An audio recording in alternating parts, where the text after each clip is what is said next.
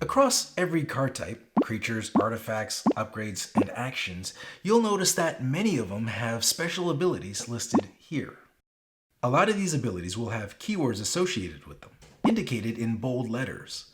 When this keyword is triggered, the ability that comes after it takes effect.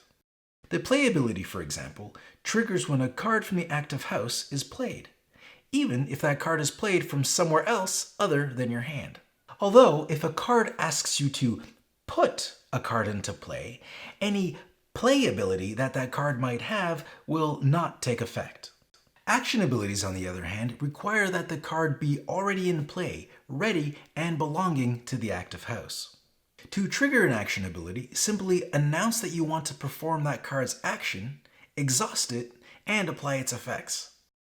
Earlier in the video, I mentioned that all creatures have the ability to reap to generate amber, and that's true, although some creatures also have the reap keyword printed on their card. This means that when this creature performs a reap, they not only receive 1 amber, but they also trigger the additional benefits of their reap ability. Sky Booster Squadron, for example, will return to your hand when they reap, which is a great way to remove damage tokens. The fight ability will trigger when a creature with this keyword printed on their card initiates a fight, although fight abilities are only applied at the end of a fight. So, for this creature's fight ability to take effect, they have to survive the battle. If they don't, the fight ability will not trigger. On the other hand, if you have a card with the keyword destroyed, that card's ability will trigger when that card is, well, destroyed, but before it leaves play. Once the destroyed ability is resolved, place the destroyed card face up in your discard pile. And finally, Omni abilities. Omni abilities are special because you can use an Omni ability even when it doesn't belong to the active house. Other than that, Omni abilities work just like action abilities.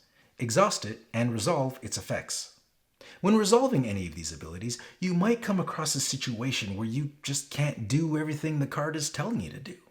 When that happens, just resolve as much as you legally can. Some cards have what you would call a constant ability.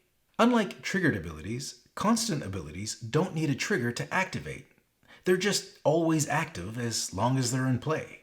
So, for example, this artifact here gives my flanked creatures +2 power.